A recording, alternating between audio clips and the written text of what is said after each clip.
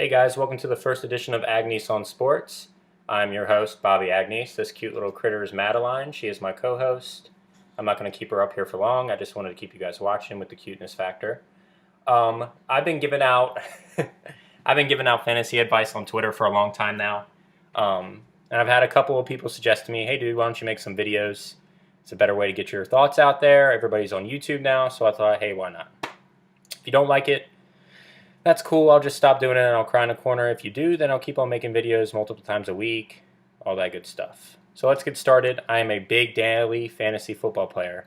I reside on DraftKings. I know a lot of you guys are FanDuel fanatics. That's cool. FanDuel's great. I just play on DraftKings because that's where I started out at, so that is all good. I want to start out with QBs this week. A lot of you guys are going with Ben Roethlisberger, which I was originally, so I'm cool with it. But I've kind of shied away from him, one part because of his high salary. I don't like to put a lot of money into quarterbacks because I like to load up my salaries into my skill positions. And even though he has an insanely good matchup and he's been on fire lately, just set an NFL record, 12 TDs in 2 games, I am leaning towards not starting him, and here's why. While he has been explosive at home, he has been pretty mediocre on the road. I know his matchup's insane. He's probably going to have a good game, so if you want to start him, you should, but he has 4 TDs on the road and 2 interceptions on the road. So I'm kind of wary of starting him. It's like one of those sayings, you can't have as good of a week as he has 3 times in a row. I'm a firm believer in that because it seems that whenever I hop on a bandwagon, I get screwed. So I'm staying away from that. I'm going for a guy that's a little bit cheaper this week.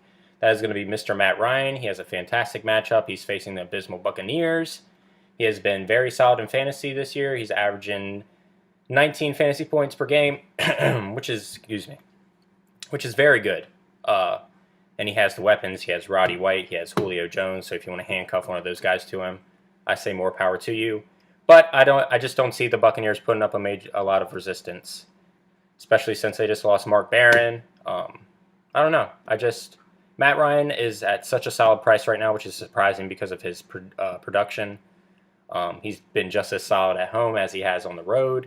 They'll be in Tampa this week. I like him against the Buccaneers' ailing secondary. I think he's going to do work. Running backs are a little bit hard this week. There's not a lot of good options out there.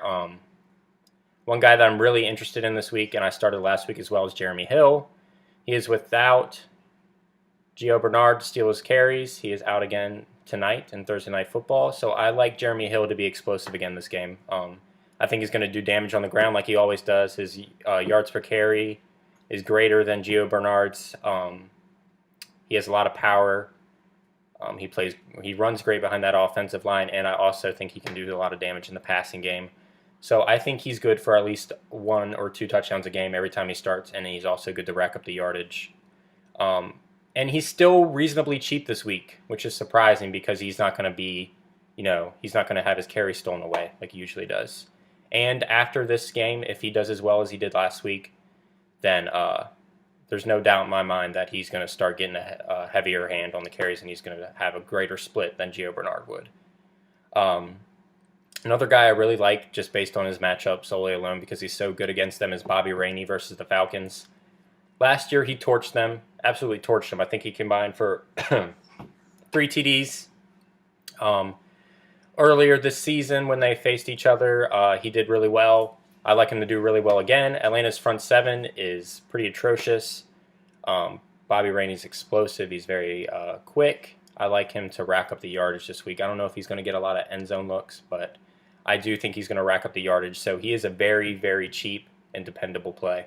And I think he's going to help you add a lot of stock to either your 3 wide receivers or maybe your running back number 1. Wide receivers this year is pretty easy picks for me. I was going with Sammy Watkins, but we just heard about his groin injury, which is terrible. Hope it doesn't ail him his whole career, but I think he can get past it. Well, a guy that I really do like that has been struggling lately is Kelvin Benjamin. I know a lot of people have been jumping off his bandwagon, and for good reason. I mean, he's dropped a crazy amount of end zone touchdowns. Last week, Thursday Night Football versus Saints, he was terrible, but also that was in Cam Newton's best game as well. Cam Newton in his career has been very good on Monday Night Football. They just got an insane 10-day rest. I think Kelvin Benjamin is going to come back this game, and I think he's going to be an end zone threat once again. just because the Eagles have given up an insane amount of yardage to wide receivers. Excuse me.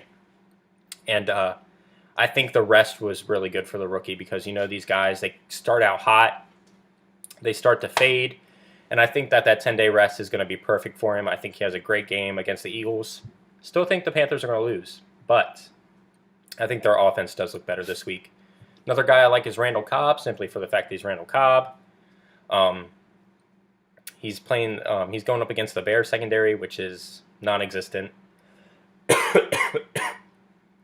Sorry, I don't know what's going on with my throat. He's averaging 20.5 fantasy points per game. You cannot go wrong with Randall Cobb. He's a great guy to unload a lot of your salary in and then complement him with two other guys that are pretty cheap, which I have. Randall Cobb, I got Kelvin Benjamin, and then my last pick is Mohamed Sanu. His salary has dropped because of A.J. Green's return, but Sanu and Dalton have developed such a strong chemistry. I don't think it's going to affect him at all, especially since Joe Hayden is going to be covering A.J. Green tonight like a blanket.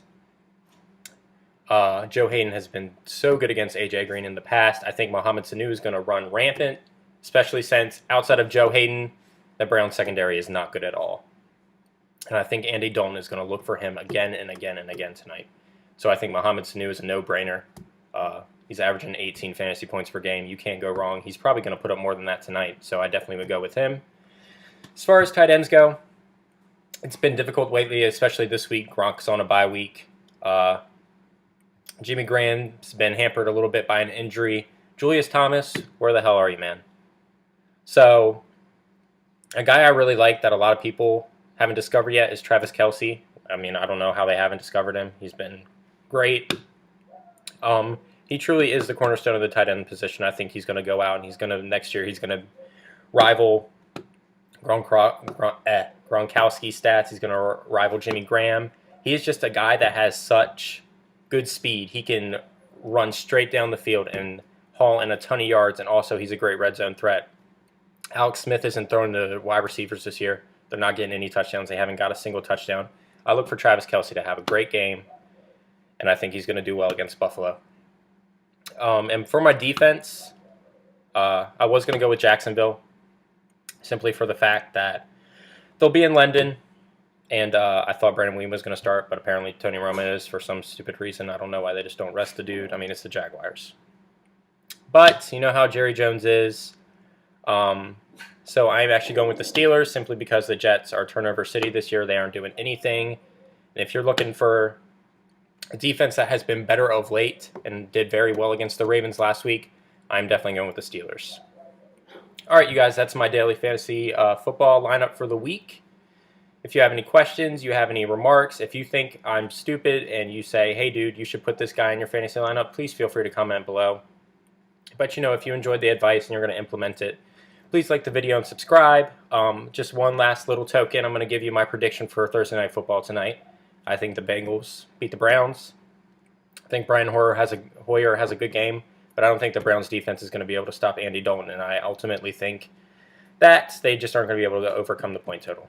All right, guys, thank you. I will see you next week, hopefully, and have fun watching football this weekend. Should be a good one. All right, see ya.